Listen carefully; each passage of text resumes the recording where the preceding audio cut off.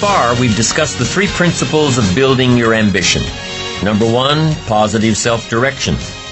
Knowing who you are and where you want to go.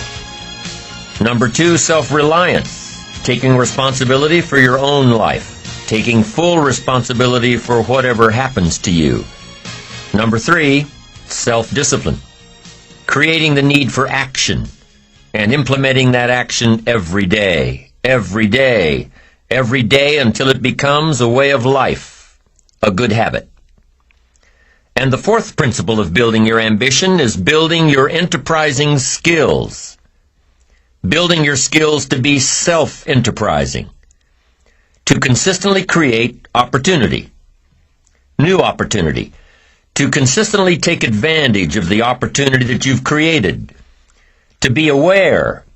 To face life with your eyes and ears open to the possibilities that may be just around the corner. An enterprising person is one who comes across a pile of scrap metal and sees the making of a wonderful sculpture. An enterprising person is one who drives through an old, decrepit part of town and sees a new housing development. An enterprising person is one who sees opportunity in all areas of life. To be enterprising is to keep your eyes open and your mind active. It's to be skilled enough and confident enough and creative enough and disciplined enough to seize opportunities that present themselves, regardless of the economy. An enterprising mortgage banker will develop creative financing strategies during slow markets. An enterprising lawyer will study new laws and market herself to people who may need help in those areas. An enterprising salesman will research beyond the obvious to find new prospects for his products or services, isolate a secondary market, develop another benefit. An enterprising attitude says, find out before action is taken. Do your homework. Do the research. Be prepared. Be resourceful. Do all you can in preparation of what's to come. Think of a few people you know who are enterprising. Think of people in the news, in your office, in your neighborhood. What do these people have in common?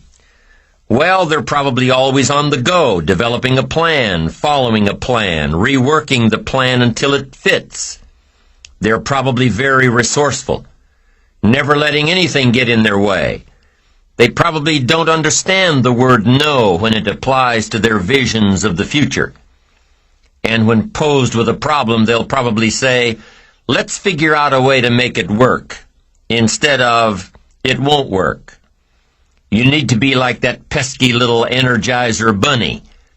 You need to keep going and going and going. Self-enterprising people always see the future in the present. Self-enterprising people will always find a way to take advantage of a situation, not be burdened by it. And self-enterprising people aren't lazy.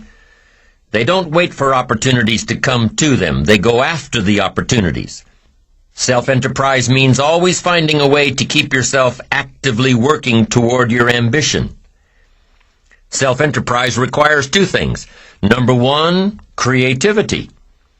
Creativity to see what's out there and shape it to your advantage. Creativity to look at the world a little differently. Creativity to take a different approach. Creativity to be different. And what goes hand in hand with the creativity of self-enterprise is number two, the courage to be creative.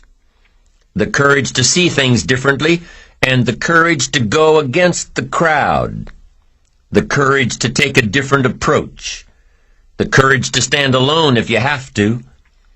The courage to choose activity over ease. And activity generally relates to how you feel about yourself. Understanding your self-worth, how valuable you are. What could you do if you had all the skills, took the classes, read the books, burned the midnight oil? What could you do? What true value could you develop? This is one of the better exercises. What could I become? What could I really do in the marketplace? In enterprise, home, family, experience, love, friendship, marriage. How valuable could I become? Am I valuable enough to work on what's not working so I can reach my full capacity? If I'm operating at 20%, what could I possibly do with the other 80%? Once you start understanding how valuable you are, it's a whole new experience. Understanding self-worth. It plays a major role in our ability to be self-enterprising. Our self-worth makes the difference between being lazy and being active. Being self-enterprising. If we don't feel good about ourselves, we won't feel good about our lives. And if we don't feel good about our lives, we won't be very interested in looking for opportunities. So you see, being self-enterprising doesn't just relate to the ability to make money. Being self-enterprising also means feeling good enough about yourself, having a great enough self-worth to want to seek advantages and opportunities that will make a difference in the future. Enterprise is always better than ease. Every time we choose to do less than we possibly can, it affects our self-confidence, our self-worth. If we keep doing a little less every day, a little less, every day that we keep doing a little less, we are also being a little less. Can you imagine what you'd end up being after 10 years of doing a little less every day? It's devastating. Think about it. Doing less could ruin your life. Now, you can reverse the process of doing a little less. You can reverse this process by using your self-direction, your self-reliance, your self-discipline. You alter the course by doing a little more each day. A little more. And pretty soon, you'll develop a new habit of doing rather than neglecting. And days and weeks and months of doing a little more will ultimately do what? It'll increase your confidence and your courage and your creativity and your self-worth. In the end, it's how we feel about ourselves that provides us with the increased courage and creativity for self-enterprise. It's how we feel about ourselves that provides the greatest reward from activity and enterprise. It's not what we get or what we accumulate that makes us valuable. It's what we become that makes us valuable. Success isn't in the having. Success is in the doing. It's the process of doing that brings value. It's the activity that transforms our dreams into reality, that converts ideas into actuality. Self-enterprise is found in the activity, for without activity we'll miss the opportunity. Let me tell you what I think most messes with the mind. I think that simply doing less than you can messes with the mind. It causes all kinds of psychic damage. I think being less than you can be, trying less than you could try, doing it with less enthusiasm than you could do it, messes with the mind. It somehow damages the mind. It damages our self-image. Because here's what I've discovered happens. The minute you turn this around and start extending yourself, you'll see immediate rewards. Maybe not monetary ones, not yet, but it's how you feel about yourself that's the greatest value. You see, it's not what we get that makes us valuable, it's what we become. Discover all you can do. See how much you can earn, how much you can share, how much you can start, how much you can finish, how far you can reach, how far you can extend your influence. Some people out there would have us believe that positive affirmation is more important than activity. Instead of doing something constructive to change our lives, they would have us repeating slogans and canned affirmations like every day and in every way, I'm getting better and better. Well, getting better and better doesn't just happen from wishful thinking. Getting better and better only happens with the discipline of doing better and better. Discipline is the requirement for progress, and affirmations without discipline are in reality delusions. Now, don't get me wrong here. There's nothing wrong with affirming the good life as long as we are disciplined enough to take action. Affirmations can be effective as long as we remember two very important rules. Number one, we should never allow affirmation to replace action, activity, enterprise. Feeling better is no substitute for doing better. And number two, whatever we choose to affirm must be the truth. If the truth happens to be that we're broke, the best affirmation would be to simply say, I'm broke. Wow, face it, accept it, be responsible for it, and change it. By admitting that you're broke, by saying it out loud, you'll probably be disgusted enough to start the thinking process on how to change it. Anyone saying I'm broke with conviction will most likely be driven from ease into action. Confronting harsh realities has an incredible effect. Confronting the truth and then applying the discipline to express the truth instead of disguising it inevitably leads to positive change. And reality is always the best beginning. You see, within reality lies the possibility to create our own personal miracle. Our own personal miracle. And the power of faith starts with reality. If we can bring ourselves to state the truth about a situation, then, as the saying goes, the truth will set us free. Here's another old saying, faith isn't faith unless it's all you're holding on to. If your life and circumstances have resulted in a situation that is ugly, call it ugly. If you've lost it all, admit that you've lost it all. Be responsible to it. And if faith is all you've got left, use it. Create your own personal miracle. Once we understand and accept the truth, the promise of the future is freed from the shackles of deception. Once we accept the truth, the promise of the future will pull us. Here are some creative techniques that'll help keep you on the right track toward that promising future. Remember, creativity is the first requirement for self-enterprise. Number one, think on paper. You can't take a trip to somewhere new without a road map. You can't build a house with the plans in your head. You can't build a company with the business plan in your head. You can't seek venture capital with the financials in your head. But here's what you can do. Put it all on paper. Your roadmap, your blueprints, your business plan, your financial projections. When you put it on paper, you can analyze your path, solve your problems, and isolate what works and what doesn't. You can use this for your life as well. If you're faced with a mental roadblock, put it all down on paper. Like we talked about before, when you put a problem on paper, you take the emotion out of it. With the emotion gone, you can look at the roadblock objectively. You can figure out what you did right, and you can figure out what you did wrong. You can figure out how to change it. So here's what you do. Pick a problem out of your head and pull out a piece of paper. Then draw a line down the middle. On the left-hand side, jot down the problem. Just what is the problem? Write it out. We've got so much going on in our heads that we can't figure things out until we take a piece of it out and put it on paper. What is the problem? This is the problem. State it the best you can.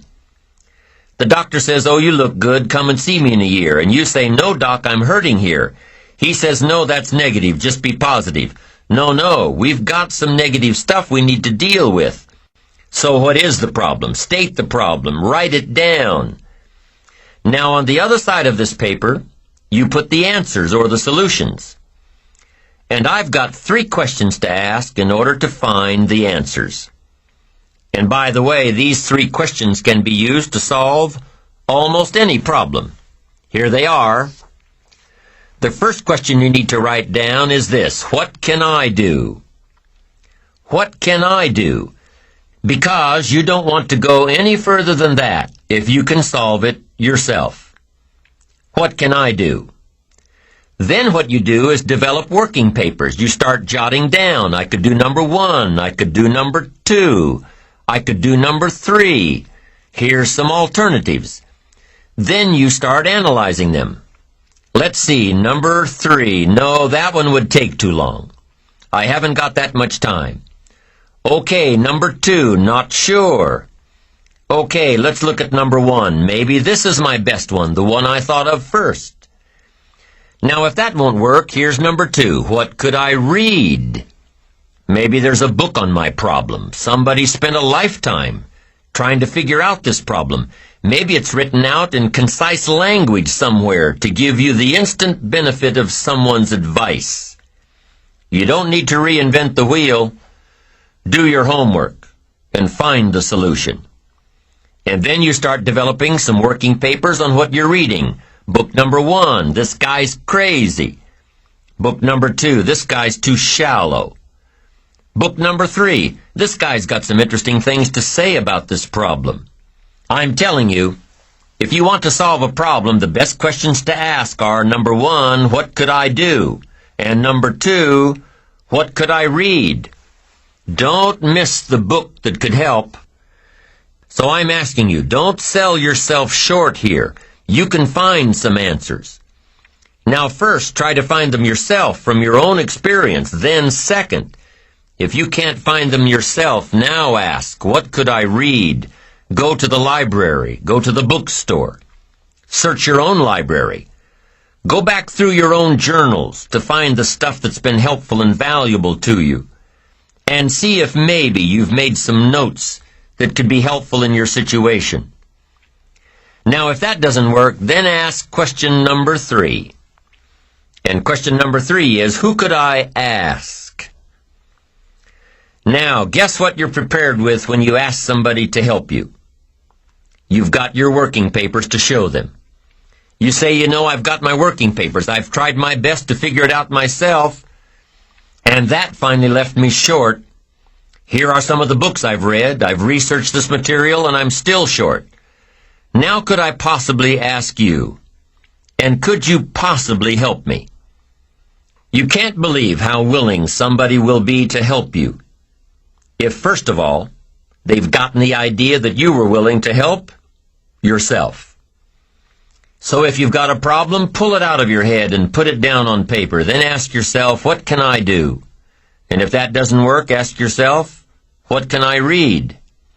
And if after researching all you can, you still can't come up with the answer, ask yourself, who can I find to help me? I promise you, if you try these ideas and ask these questions, when you've got a problem, you'll be able to solve about anything that gets in your way. The second step to keeping yourself on the right track and being self-enterprising is to develop the ability to brainstorm. Develop the ability to brainstorm. We hear this term all the time, but what is brainstorming? Just what it sounds like, letting your brain go. Being free from all the inhibitions and objections and negatives. Just putting an idea into your brain and letting it take off. Free associating. Not planning a train of thought, but thinking freely. Now, if you're planning a creative strategy session with your associates, a brainstorming session, let me give you a little hint. Effective brainstorming can only happen if you're free from your ego. You can't be worried about saying something stupid or silly or something totally off the wall, because your silly thought may trigger someone else's brain to take it one step further. Brainstorming in a group is an experience of collective thought, an experience of developing one idea or several ideas through a variety of thought processes. Here's another hint on brainstorming. It can't be effective unless everyone involved is comfortable with each other. If you don't feel comfortable within the group, you may withhold the very thought that provides the solution to the problem. You may withhold it because you don't want to appear stupid. How do you think all the advertisements you see on TV and in the magazines get created? How do you think some of those crazy campaigns are born? The process happens through hours and hours of creative brainstorming and working papers. Every member of the team jots down notes, and one idea builds on another idea, and another, and pretty soon a campaign is born out of the collective thoughts of the group. Now, I don't believe that the best decisions are made by committee, but great ideas are often created by committee. That's number 2 to keeping on the track of self-enterprise. Finding answers through brainstorming, whether you're letting your brain go by itself or whether you're part of a group. Brainstorming can often lead you to solutions. Solutions you'd never have thought of if you'd imposed parameters on your thought process. Here's number 3 for creatively keeping on the track of self-enterprise. And it's really an extension of number 2. Number 3 says, imagine outlandish solutions. Get your brain out of the ruts by considering ideas without considering their practicality. Consider ideas without considering how practical they are. You see, if you allow yourself to think without confinement, you may come across a solution that seems totally inappropriate. But guess what else this type of thinking will do?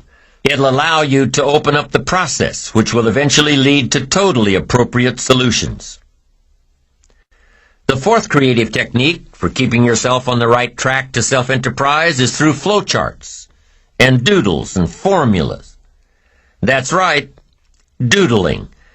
The thing you got in trouble for in grade school is actually quite stimulating to the brain, because the way you think while doodling is quite different than the way you think while creating a flowchart or writing a formula.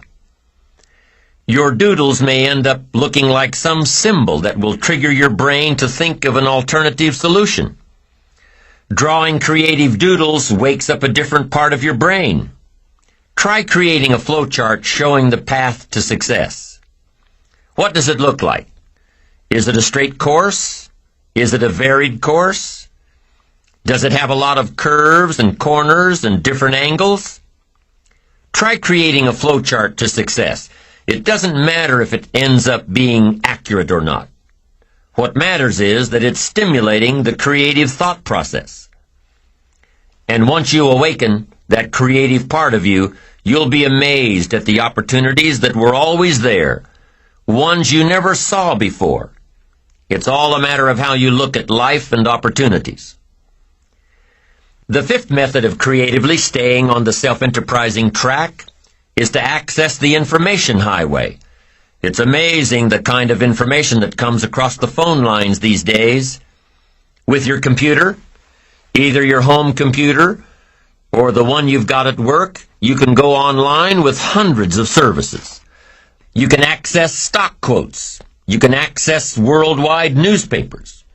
You can do research. You can call up a bulletin board and directly ask questions of other users. You can make new contacts, develop an entirely new network. By taking advantage of the electronic age, you can learn more than you could otherwise learn, meet people that you'd otherwise never meet. You can find information that your library may not have. You can share information and transfer files that you've never before been able to share. Many people are afraid of their computers. They don't take advantage of all their system has to offer. Work with your computer. Find out what types of information and services you can access. Use it as a new resource, a new specialized resource that's yours for the taking. The 6th technique for staying on track: commit yourself to learning.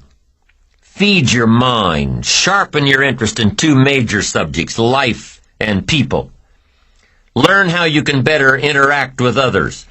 Learn more on how to get the most from life. Learn all that you can so that you can become all that you can become. Learning is the beginning of a life worth living. Learning is the beginning of wealth. Learning is the beginning of happiness. Learning is the beginning of health. Learning is the beginning of spirituality and faith. Learning and searching is where the process of creating your own personal miracle begins. Learning is the beginning of self-enterprise. So there you have the 6 steps in creatively building your self-enterprise traits and ultimately building your ambition. Number 1, think on paper. Number 2, develop the ability to brainstorm. Number 3, imagine outlandish solutions to your challenges. Number 4, Try to think in a different way using doodles, flowcharts, and formulas to spur your thought processes. Number 5, access your computer's capabilities to reach the information highway. And number 6, commit yourself to learning all that you can learn in an effort to become all you can become. Those are the 6 steps to creatively developing your self-enterprise. Now here are some tips on the second component of self-enterprise. Courage. Ambition requires courage. Ambition requires that you stand up for what's right and fight what's wrong. Ambition requires that you hold on to your values in pursuit of your success. Ambition requires that you fight off fear. Fear is one of those things, one of those emotions that can stop people dead in their tracks, foregoing success and achievement. Fear can stop people from taking all that life has to offer them. Fear can rear its ugly head in many ways. Remember the old saying, "You have nothing to fear but fear itself." You can be afraid of success. You can be afraid of failure.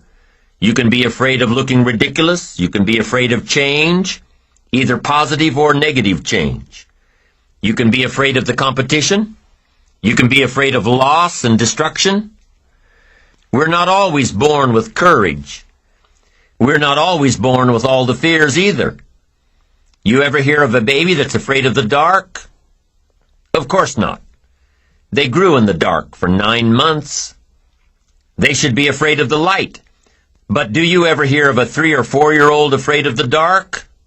All the time. Where'd they learn that fear?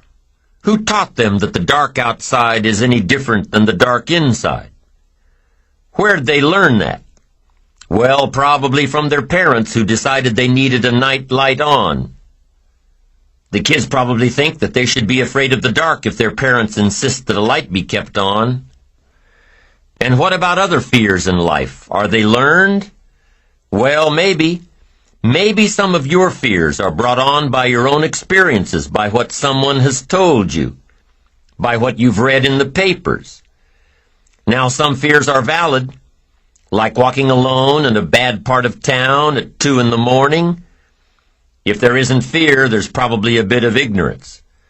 And that type of ignorance can easily be solved by either education or experience. Once you learn to avoid that situation, you won't need to live in fear of it. Fears, even the most basic ones, can totally destroy our ambitions. Fear can destroy fortunes. Fear can destroy relationships.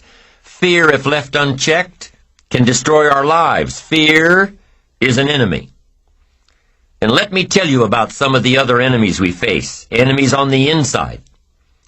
One of the enemies that you've got to destroy before it destroys you is indifference. What a tragic disease this is. Ho-hum, let it slide. Drifting away from your ambitions. Here's one problem with drifting. You can't drift your way to the top of the mountain. Next one, an enemy inside all of us, indecision. Indecision is called the thief of opportunity, the thief of self-enterprise. It'll steal your chances for a better future. Take sword to this enemy, indecision. Next enemy on the inside is doubt. Sure, there's room for healthy skepticism. You can't believe everything, but you can't let doubt take over. Doubt the past and doubt the future and doubt each other and doubt the government and doubt the possibilities and doubt the opportunities and doubt yourself. I'm telling you, it'll destroy your life and destroy your chances and empty your bank account and empty your heart. Doubt is an enemy. Go after it. Get rid of it. Next is worry. We've all got to worry some, but don't let it conquer you. Let it alarm you. We've all got to be alarmed, but we don't want to be conquered. Worry is useful. 3 o'clock in the morning, your daughter's not home yet. You've got to worry. Step off the curb and one of those zealot taxis is coming. You've got to worry. But you can't let worry loose like a mad dog that drives you into a small corner. Here's what you've got to do with your worries. Drive them into a small corner. Whatever's out to get you, you've got to get it. Whatever's pushing on you, you've got to push back. Guess where illness is in your life? Illness is constantly testing the outer edges of your health plan, looking for a weak spot. And if illness can find a weak spot, it'll muscle in and take the territory. Unless you've got enough discipline and power to say, I'm not going to let that happen. I'm going to fight illness like an enemy. I'll work on my health plan enough to destroy it. The next enemy inside is overcaution, the timid approach to life. Timidity is not a virtue. It's an illness. And if you let it go and go and go, it'll conquer you, leave you without a promotion. Timid people don't get promoted. They don't advance and grow and become powerful in the marketplace. And it's possible to conquer it. Do battle with the enemy. Do battle with your fears. Do battle. Build your courage to fight what's holding you back, keeping you from your ambition. Do battle. Have the courage to fight back. Be courageous in your life and in your pursuit of what you want and who you want to become. Here are a few techniques to help build your courage. Number one, put all remote possibilities out of your mind. Don't worry about things you have no control over. Don't spend your time thinking about all the bad things that might happen to you. Don't spend your time plotting and planning ways to make sure these things will never happen to you. Courageous people don't worry about the unlikely, things out of their control. They concentrate on what they can control. Number two, face your fears before you start something. Imagine difficult situations before they occur. Make a list of the worst that could happen, and you'll probably see that it's not so bad after all. A friend of mine lost everything a few years back: home, cars, possessions, antiques, art, jewelry, credit, lost it all. So now, on her way back up, whenever she's faced with a tough decision, she asks herself, what's the worst that can happen? And guess what? She's already been through the worst and survived, so it's not an issue anymore. Now, you don't have to lose everything to lose that particular fear, but what I'm saying is, once you face your fear, you can move on. Once you've itemized out the worst that could possibly happen, you'll see that you have the inner strength to deal with it. And if you've looked at the possibilities beforehand, you'll probably never be faced with the situation at all. Why? Because you've already thought about it. You've already thought it through. And by contemplating what might happen, you'll chart your course to make sure that it doesn't. So the first courage-building technique is to put the remote possibilities out of your mind. The second, to face fears beforehand. And the third technique to build your courage is to imagine the alternative. See in your mind the end result of giving into your fear. Really feel the cost of being ruled by fear. Then really feel the gain of following your ambition courageously. Weigh the two. See the difference. If you've been invited to address your national sales convention and are scared to death of public speaking, what should you do? Well, you could decline the invitation, knowing full well that your fears are holding you back, or you could take some classes, read some books, practice in front of a video camera, and see yourself stepping up to a whole new league, gaining more notoriety in your field, increasing your opportunities for future success. Once again, it's your choice. Be fueled by your fears or face your fears. It all depends on how you can live with yourself, always afraid of taking the next step. When you plot out your course for success, you know that there'll be some touchy moments when fear may get the best of you.